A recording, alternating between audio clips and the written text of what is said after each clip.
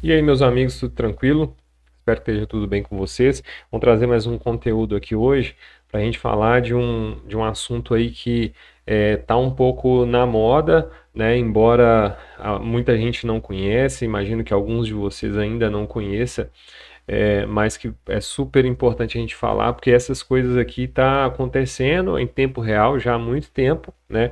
Tá programando a humanidade para algo que vai vir depois disso aqui, e a gente precisa entender isso aqui para a gente saber como conduzir os nossos investimentos, né? Para que tipo de ativo a gente olha, para que tipo de ativo a gente não olha, né? Como que a gente balanceia a nossa carteira de investimentos.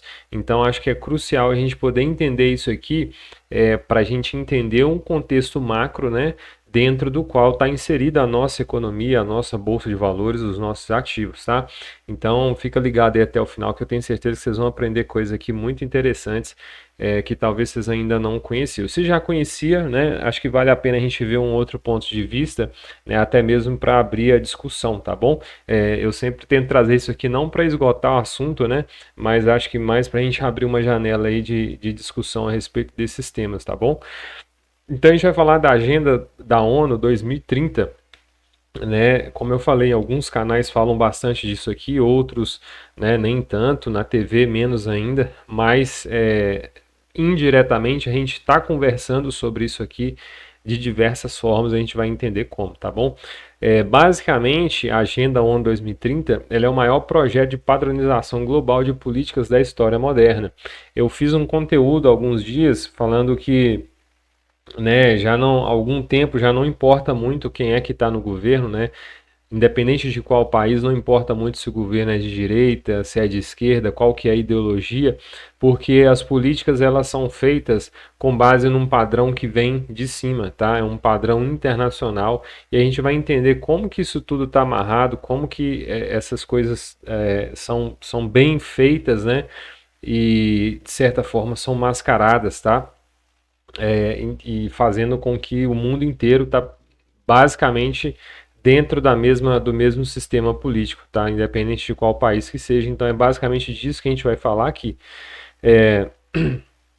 Então, explicando melhor, né, o que é a Agenda 2030, né? Embora seja, né, a Agenda 2030, ela está em início desde 2016, né? Foi aprovada em 2015 e começou a ser implantada em 2016 e basicamente ela consiste em 17 objetivos de desenvolvimento sustentável que a gente chama de ODS, mais 169 metas, né? Porque dentro de cada um desses objetivos tem algumas metas lá.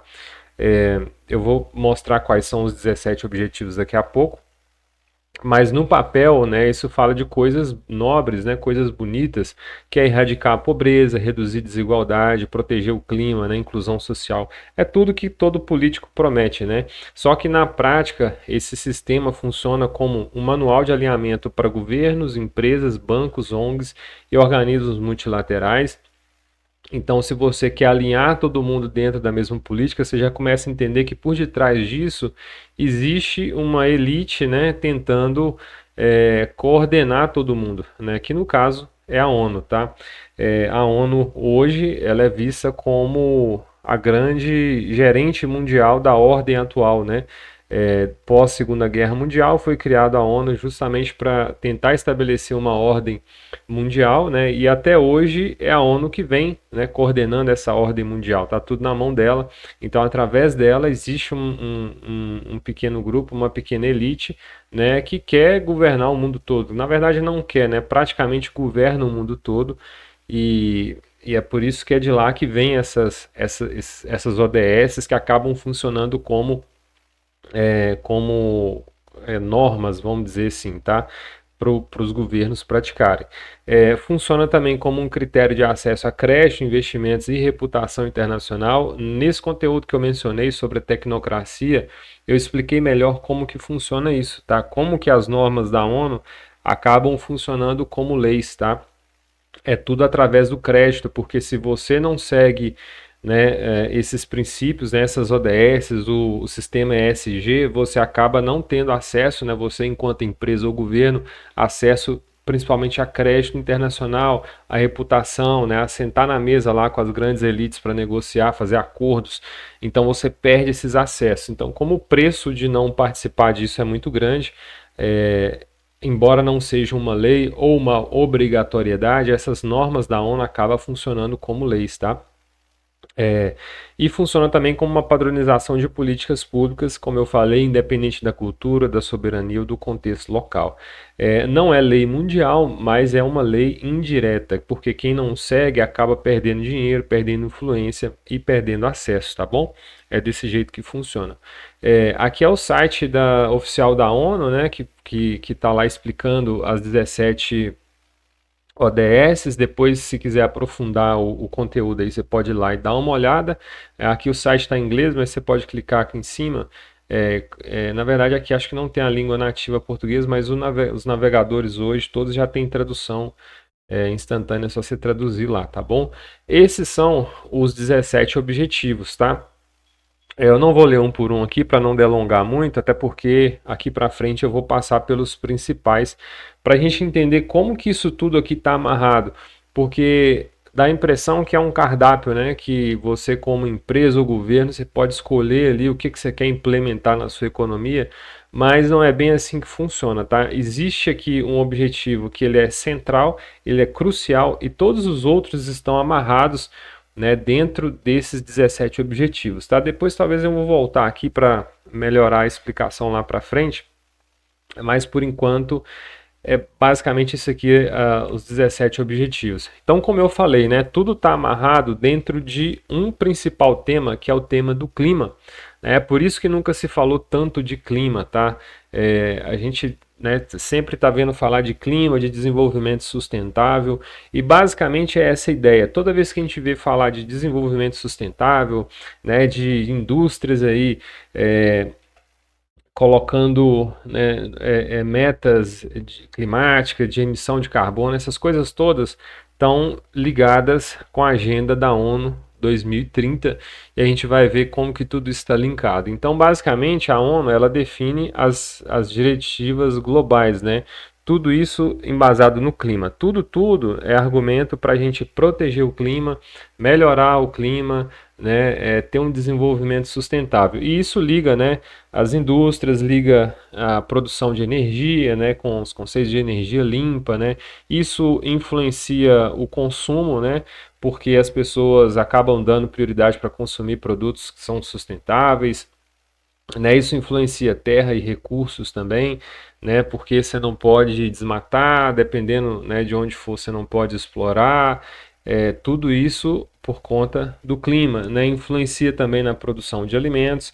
E aí, né, por fora você tem, por exemplo, o Fórum Econômico Mundial, que ele faz o trabalho de meio de coach, né, para difundir as diretivas da ONU sobre meio ambiente, sobre clima, sobre desenvolvimento sustentável. Aí você tem os bancos, né, que como eu já mencionei lá no conteúdo da tecnocracia, eles condicionam o crédito, né, para a indústria, para a energia e para os governos com base nas diretivas de clima da ONU.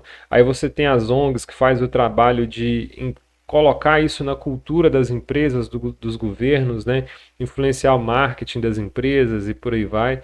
E aí você tem também as Big Techs, né, tudo ligado nisso, porque elas fazem a gestão de dados, né, sobre o clima, de emissões, sobre cria inteligências artificiais, né, tudo isso para voltado aqui para esse contexto do clima, tá? Então a gente tem, né, o clima como discussão central, mas a gente tem toda a cadeia produtiva e toda a economia global envolvida nisso daqui, tá bom? Então nunca é só sobre o clima que está sendo falado. A gente vê falar de clima, mas não é apenas de clima que a gente está falando.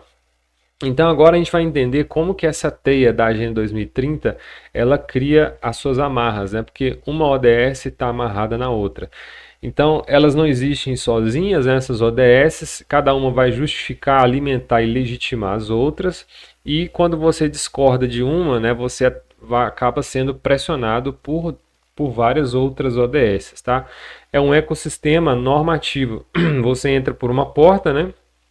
E acaba ficando preso no conjunto. Então, por exemplo, você pode se interessar, né? A sua empresa lá, dependendo do seu ramo de negócio, você pode, né, olhar para isso aqui e falar assim, vou implementar essa ODS 8 dentro da minha empresa, né? Emprego digno e crescimento econômico. Ou, sei lá, eu vou implementar a ODS 10, né? A ODS 10 é muito difundida aí nas empresas, né?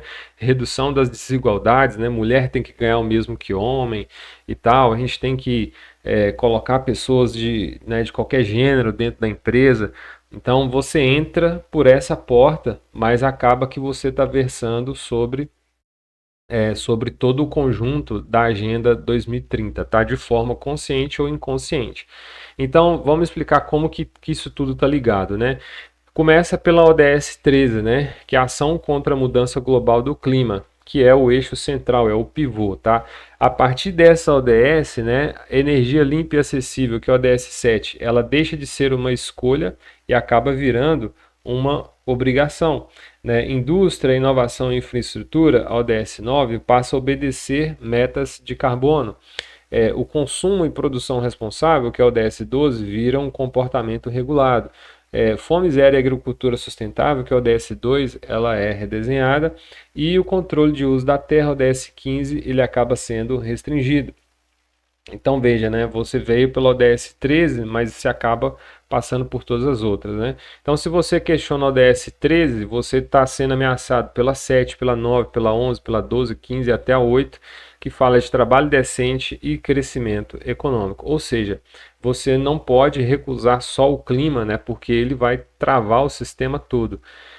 A ODS 16 das instituições, né, que fala de paz, de justiça em instituições eficazes, ela é um mecanismo que blinda todo o sistema, tá? Por quê? Porque ela padroniza as leis, ela fortalece órgãos reguladores, amplia compliance, cria métricas de boa governança e o resultado são decisões técnicas virando norma, né? O judiciário acaba virando um executor de metas globais e a política vira acessória, né? Por quê? Porque o judiciário ele começa a seguir normas, a se balizar por normas globais, né? Metas e normas globais. Então ele vira um executor, né? Ele não é um cara, ele não faz o papel de juiz, né? Ele simplesmente executa aquilo que tá sendo discutido como norma global, tá? Porque ninguém quer deixar de seguir o sistema como um todo, né? Então, sem a ODS 16, as outras ODS seriam só boas intenções, né? Porque a gente precisa do judiciário para fazer com que essas normas sejam cumpridas, tá? E aí a gente tem, né, a criação de leis com base nessas normas. As normas não são leis, mas como elas são extremamente influentes, né, pela forma como elas são colocadas no sistema, elas acabam virando leis ou servindo de pivô para que leis sejam criadas em cima delas. Aí a gente tem a ODS 4 e a 5, né? Educação e cultura. Elas vão moldar a aceitação do público, tá? Então aqui entra o lado que é menos falado. A ODS 4, ela define o que é educação de qualidade. A ODS 5, ela redefine papéis sociais e de linguagem. E ambas modelam valores desde a base, né? Você pega ali o ensino básico, por exemplo, ensino médio, e você começa, né, a implantar essas ideias. Isso vai criar gerações que não questionam o sistema, né? Cria consenso artificial e também cria pressão social contra o dissenso, né? Contra quem discorda. O sistema ele não se impõe só por lei, né? Ele normaliza culturalmente. Então, uma das estratégias é transformar em leis, né? Você colocando, né, o judiciário na jogada. A outra estratégia é você criar uma cultura, né, de tudo voltado, né? Como eu falei, o assunto principal é o clima, mas tudo está linkado. A economia, ela não é livre, ela é condicionada. As ODS 8, 9, 10 e 12, né? Então vamos lá, primeiro a 8, né, de crescimento, ele só é válido se for sustentável. A ODS 9 fala que inovação só recebe capital se cumprir o ESG, conforme eu falei, né? Se você não tem ESG, por exemplo, o BNDES, ele condiciona a liberação de crédito se a sua empresa for signatário do ESG, né? Porque o BNDES é o Banco Nacional de Desenvolvimento sustentável. Então ele já adotou isso, tá? Você, se quiser, beleza, você não é obrigado a ser signatário do ESG, mas se você for, você tem acesso a crédito, né? Com lá no BNDES. Se você não for, você acaba pagando mais juros, né? Pegando crédito aí com juros mais altos. Desigualdade, né? O DS10 justifica redistribuição e intervenção, e o consumo controla escolhas individuais. Você pode crescer? Você pode, né? Sua empresa pode crescer desde que ela cresça do jeito que é autorizado, né? Isso não é um mercado livre, né? Não tem liberdade nisso daqui, né? É um mercado guiado por metas globais. Então parece que é uma escolha voluntária, né? Mas a pressão por detrás disso acaba fazendo uma escolha forçada e não voluntária. Cidades e territórios acabam fechando o cerco, né? Que são as ODS 11 e 15. Então a ODS 11 ela reorganiza cidades, né? Por quê? Porque ela fala de mobilidade, zoneamento, de vigilância inteligente. E a ODS 15 ela regula terra, floresta, propriedade e produção rural. Então juntas elas reduzem a autonomia local, né? Hoje, por exemplo, tem cidades aí já praticando a vigilância inteligente, né? Com câmeras com reconhecimento facial, né? Tem países aí que já estão mais avançados. Por exemplo, a China já consegue prever crimes, tá? Porque ela faz rastreamento facial. Então, por exemplo, ela tem todas as informações, né? Por exemplo, dentro de um shopping, a pessoa entra lá e vê quem que está lá dentro, ele tem todas as informações daquela pessoa, né? Tem informação de renda, né? Então eles conseguem prever crimes, né, antes deles acontecerem, talvez prender uma pessoa porque ela está prestes a praticar um crime, por exemplo, né? Ela não praticou ainda, não foi pega em flagrante, não tem nenhum indício, mas de acordo com os dados que foram levantados daquela pessoa, através de vigilância inteligente, pode-se prever um crime, tá? Então elas reduzem a autonomia local, elas amarram o planejamento urbano e rural a padrões globais e centralizam decisões técnicas. Então território é igual ao poder e o sistema sabe disso, né? Então a gente tem que estar ocupando territórios, porque isso significa aumento do poder. Que a ideia da Agenda 2030 é a centralização de poder, né? A ODS 17, parcerias e meios de implementação, ela fecha o ciclo, né? Que é o cadeado. Então, o que que ela diz, né? O ODS 17, na prática, o Estado sozinho ele não decide nada, né? Ele tem que estar linkado aí, né, com a gestão global. Políticas devem ser feitas em parceria, não sozinhas, né? E os bancos, ONGs e corporações, eles entram como co-governantes. Eles não são governantes, né? Já faz muito tempo que os presidentes, eles não são governantes na sua forma mais pura, né? Com exceção do Donald Trump, que depois eu vou criar um conteúdo sobre isso, porque o Trump, na verdade, ele é contra tudo isso aqui, tá? Ele está criando uma ordem separada disso daqui, pela movimentação que a gente está vendo ele fazer desde o início do segundo mandato, né? Se gabando de que já encerrou 8 guerras, né? Tirando o Maduro do poder da Venezuela, agora ele está se direcionando lá para o Irã também, provavelmente eles vão fazer alguma intervenção lá. Então o Trump, ele é totalmente contra, tá, essa agenda 2030 e ao que parece ele está criando uma ordem própria dele, independente da ordem da ONU, tá? E a gente vai entender o porquê que ele está fazendo isso e onde que eles querem chegar, tá? Então, como eu falei, né, os bancos, ONGs e corporações, eles entram como co-governantes, eles não são de fato governantes, eles só obedecem normas. Isso é tecnocracia na sua forma mais cruel, porque quem tem dados, crédito e expertise manda, e quem tem voto acaba executando, né? É o contrário, né? Antes quem tinha o voto mandava, né? Agora quem tem o voto, ele só está executando algo que vem de cima, né? Tudo isso implantado pela Agenda 2030. Então, sem a ODS 17, ainda haveria soberania real, tá? Mas é por causa dela que a soberania real ela foi destituída e é um dos pontos que o Trump mais discorda, tá? Porque ele reclama que os Estados Unidos deixou de ser soberano justamente por causa da ONU, tá bom? E por causa de como outras nações estão utilizando essas normas que vêm da ONU. Então, por que que a Agenda 2030 ela é perigosa e para não dizer cruel, né? Porque as ODS elas são imparciais, tá? Não é justo, tá? Não tem parcialidade aqui. Por quê? Porque não tem um botão de desligar, né? Não é algo provisório, é algo definitivo que avança cada vez mais. Não admite exceções culturais, não permite debate real, né? Você vê que nada disso é discutido dentro de Congresso, pode até ser discutido, mas isso vai ser implementado com o discurso de que é o melhor para o Brasil, por exemplo, porque já é o que está sendo adotado mundo afora, né? Então, leis acabam virando leis sem mesmo um debate real. Elas tratam o dissenso como um risco sistêmico. Então, quem discorda, ele acaba virando um risco para o sistema, né? Vamos lembrar aí do caso do Bolsonaro, que discordou da vacinação do Covid-19, né? A gente tiveram vários problemas em cima disso. Então, uma ODS que é boa, né, e de fato tem algumas que são boas, ela acaba legitimando 10 ruins porque está tudo linkado. Uma crítica vira ataque a todo o conjunto. Então, qual que é a analogia, né? A gente olhou lá para as 17 ODSs, né, e pensou num cardápio. Eu vou escolher o que eu quero implementar aqui na minha empresa, no meu negócio, no meu governo. Só que a analogia não é bem como um cardápio, é como um sistema operacional, né? Por quê? Porque você não pode tirar um módulo, né, tirar uma linha de comando dali sem você quebrar todo o sistema, porque está tudo linkado.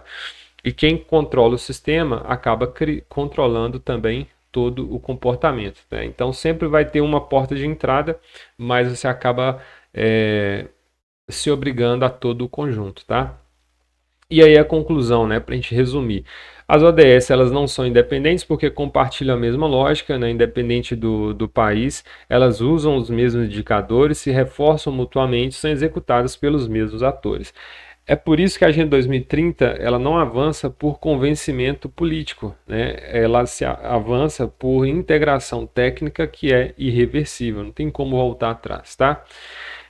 E aí, qual que é o engano mais comum, né? Quando a gente fala Agenda 2030, muita gente acha que o negócio vai começar em 2030, só que não, já começou.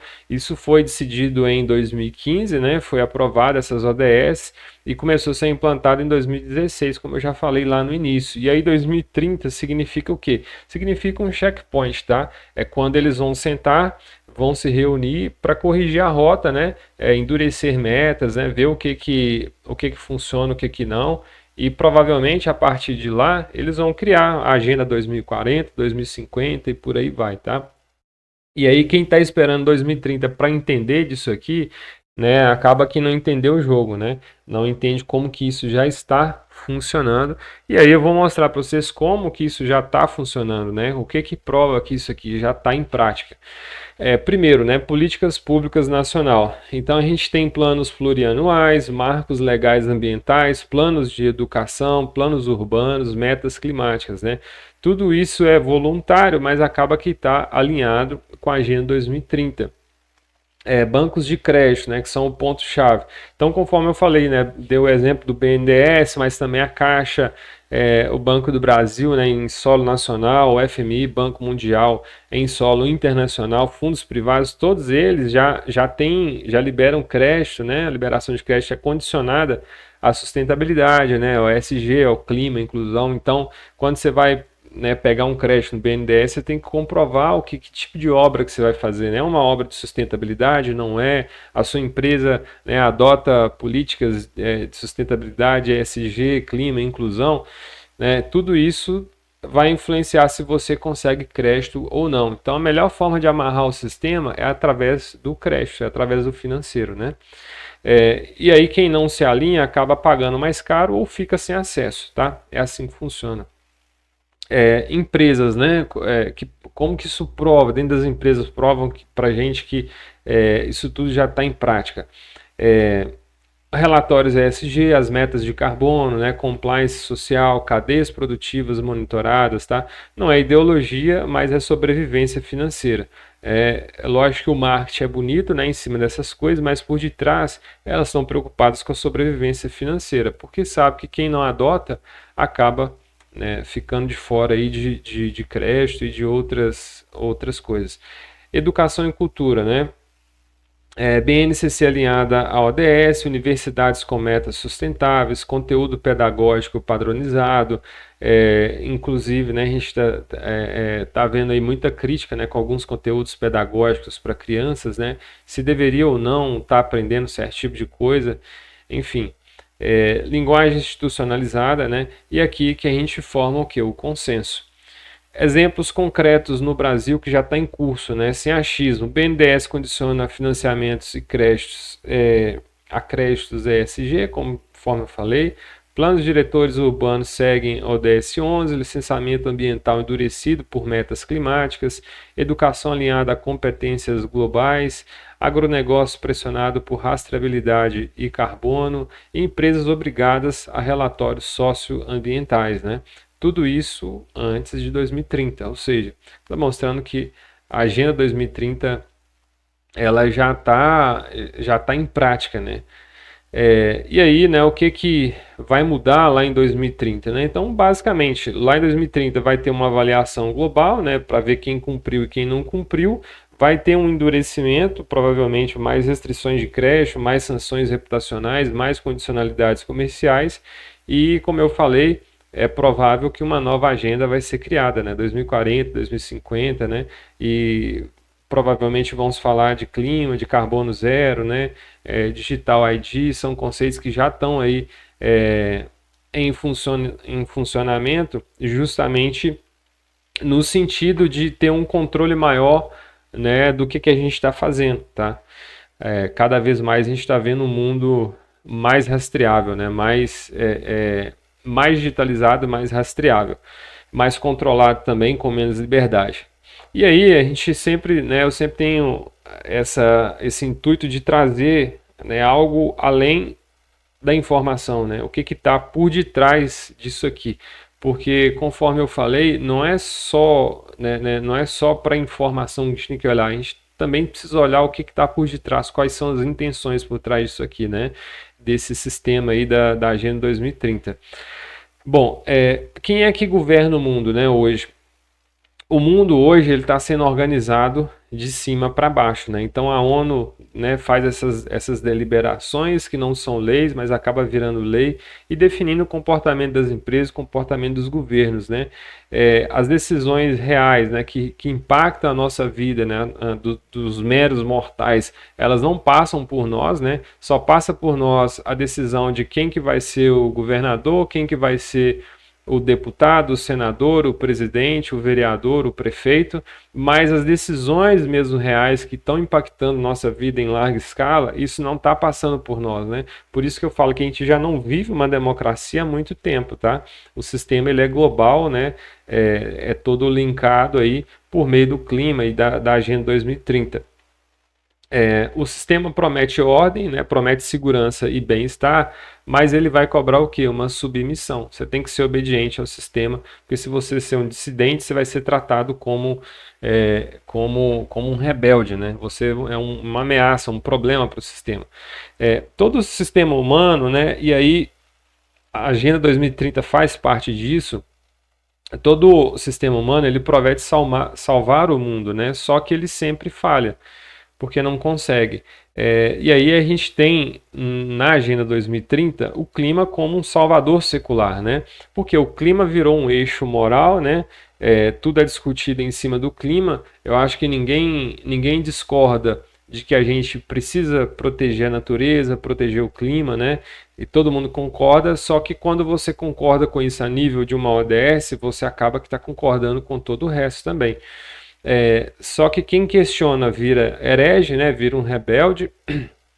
Sacrifícios são exigidos, né? Porque você tem que abrir mão de outras coisas. E o futuro ele é prometido, mas nunca é entregue, né? Por isso que vai ter aí a agenda ano 2030. Eles vão ver que muitas coisas, né? Muitas metas foram frustradas e aí vão criar a agenda 2040, 2050, vão fazendo novas conferências, né? Mas vão ver que o mundo perfeito que eles prometem, eles nunca vão conseguir entregar, né? E aí a Bíblia já avisava, né, que o homem criaria sistemas de salvação sem Deus. Então isso não é novidade, porque a Bíblia já mostra para a gente, por exemplo, o caso da Torre de Babel. Quem já leu a Bíblia é, vai lembrar dessa história que é bem marcante, assim, pelo menos na minha opinião, né? Então, Babel, ela é um paralelo inevitável com essa agenda da ONU 2030. Por quê? Babel significa uma unidade sem Deus, né? O povo se reuniu com um propósito, só que deixou Deus de fora, deixou o Criador de fora, né? Eles tinham uma linguagem única, né? Um projeto global, porque não era só o pessoal local, tinha gente de outras nações também, e tinha uma promessa de segurança e grandeza e controle centralizado. Só que aí, né, a gente traçando o paralelo aí com a Agenda 2030, né, que é uma agenda tecnocrática, a tecnocracia ela é Babel, né, é o mesmo que Babel, a mesma ideia, né, o mesmo princípio, só que de outra forma, né, usando dados, algoritmos e métricas, né, ou seja, é muito mais sofisticado, porque na época eles não tinham não tinha o mínimo das condições que a gente tem hoje, né? Então hoje você tem rastreabilidade, né? Você tem inteligência artificial, você tem algoritmos, né? Você tem dados que podem ser cruzados aí, né? De país para país em fração de segundos, tá? E aí lá na Bíblia, né, em Babel, Deus acabou destruindo, né? Frustrando os planos lá do sistema. Mas por que Deus fez isso? Porque ele tinha medo que desse certo, né? Não. É porque o homem ele tentou substituir Deus pelo sistema, né? E Deus é Deus, não pode ser substituído. E aí Deus acabou impedindo que que eles avançassem com o sistema deles, né? Então isso mostra, né, para a gente um comparativo, né, entre sistemas humanos e o sistema de Deus, o sistema divino. A tecnocracia, que é um sistema humano, ela muda o comportamento de fora para dentro, né? Muitas vezes obrigando você a adotar uma ideologia, adotar um princípio que você nem concorda, né? Como a gente já viu aqui a cultura dentro de algumas empresas, né, que até faz o marketing em cima de medidas, né, ODS que elas estão adotando, mas que não é por vontade própria, né? É por sobrevivência financeira. Mas o que Jesus faz, né? Do contrário, ele transforma o homem de dentro para fora, né? O princípio divino é justamente o contrário, não é forçar, mas é trabalhar de dentro para fora. O sistema controla pessoas, mas Cristo liberta consciências, né? Ele promete a liberdade. Só que nenhum algoritmo ele muda o coração humano, né? Mas Jesus ele acaba mudando. E aí, né, fazendo um paralelo entre a governança global e o reino de Deus, né? Então, assim, a governança global, ela exerce o controle, né? Mas quem confia no reino de Deus, ele é um servo, né? Ele se disponibiliza para os outros, né? Ao invés de ele ser controlado ou exercer controle, ele se doa para o próximo, né? A governança global, né, trabalha com a ideia da vigilância, mas o reino de Deus com a ideia da graça de Deus, né? A governança global trabalha com a ideia de mérito e score, né, para avaliar o homem, para julgar o homem, mas o reino de Deus julga com base na misericórdia. A governança global traz a padronização, né, tratar todos os seres de forma igual, né, tornar-nos todos iguais, né, homens e mulheres, enfim, ricos e pobres, igualar todo mundo. Mas o reino de Deus, ele trabalha com um chamado pessoal para cada um, né? Para cada pessoa, para cada nação, para cada igreja. A governança global, né, exige a obediência forçada, né? Mesmo que não explicitamente, mas de forma dissimulada, ela te força a obediência. E o reino de Deus te traz a ideia de submissão voluntária. Você não é obrigado a andar nos caminhos de Deus, né? Você anda se quiser, mas você tem as recompensas, obviamente. E aí a Bíblia ela não promete um mundo melhor governado por homens, né? Mas ela promete um rei justo. Então, quando a gente vê esses temas, né, prometendo um mundo melhor, né, como a Agenda 2030, que o chamariz, né, vamos falar assim, é um mundo melhor. Olha, vamos colocar isso aqui para a gente ter um mundo perfeito. A gente sabe, lendo a Bíblia, né, e quem crê na Bíblia não pode crer no sistema humano. A gente sabe que o homem nunca vai conseguir isso, né? O homem sempre prometeu, mas nunca entregou, tá? Então, o que a Bíblia promete para a gente é justamente que a gente vai ter um rei justo, um rei, né? E aí, a Bíblia diz que antes, né, de Cristo voltar, o mundo acabaria aceitando um sistema que promete paz, né, ordem e solução global em troca de lealdade. Então, não é à toa que querendo ou não, a Agenda 2030 ela já teve muito avanço, né? Por quê? A própria Bíblia já falou, né? O mundo iria aceitar isso e cada vez mais a gente vai tendo aceitação dessas coisas e em troca de lealdade. Quando a gente é leal ao sistema humano, a gente também acaba virando escravo do sistema humano, porque cada vez mais a gente vai depender, né, do sistema e cada vez mais a gente vai ter que abrir mão da nossa liberdade para que a gente tenha recompensas, né? Por exemplo, quando a gente vai estudar a teoria da nova ordem mundial, até mesmo da tecnocracia, como governança global, a gente cai naquele conceito da mesada, como fala? Eu esqueci o termo agora, mas a ideia é que você não teria mais empregos, né? Inclusive o Elon Musk falou isso abertamente num podcast, que os empregos todos seriam substituídos por inteligência artificial e os humanos viveriam em casa, não precisaria trabalhar porque o governo pagaria uma renda básica universal. Esse é o termo.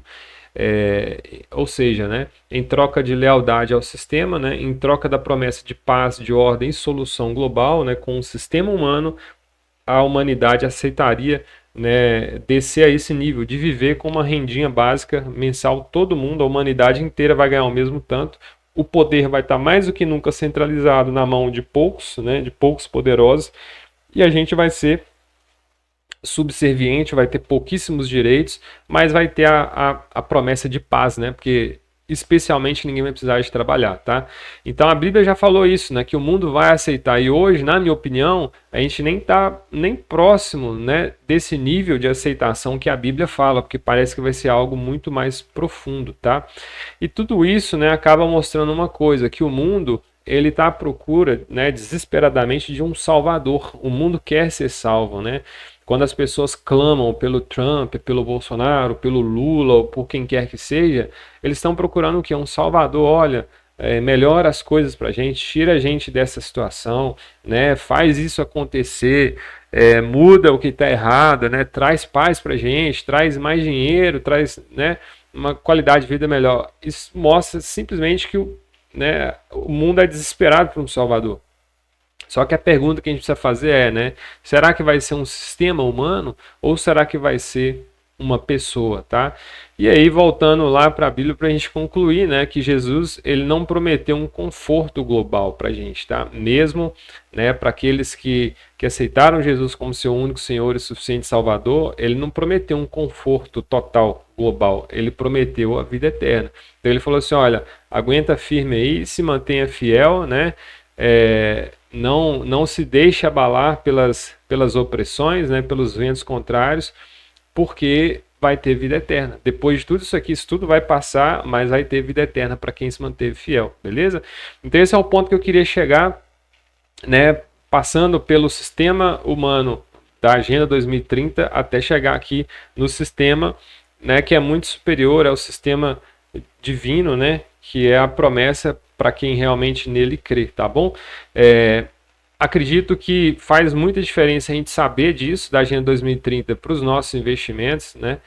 Mais uma vez, é por isso que eu gosto desse tipo de conteúdo e aconselho a gente observar essas coisas aqui acontecendo, né, nos noticiários, quando a gente vê aí empresas abrindo capital, por exemplo, né, com base em alguma dessas ODS, né, para a gente entender como que isso aqui influencia os nossos investimentos, né, e como que o avanço dessas todas ODS, né, tudo isso em volta da discussão do clima, da sustentabilidade, isso vai afetar os nossos investimentos, tá bom? Eu espero que faça sentido aí e queria abrir a janela aí para discussão, né, o que vocês concordam, o que vocês não concordam sobre isso, beleza? Fica assim, até mais, até o próximo conteúdo. Valeu!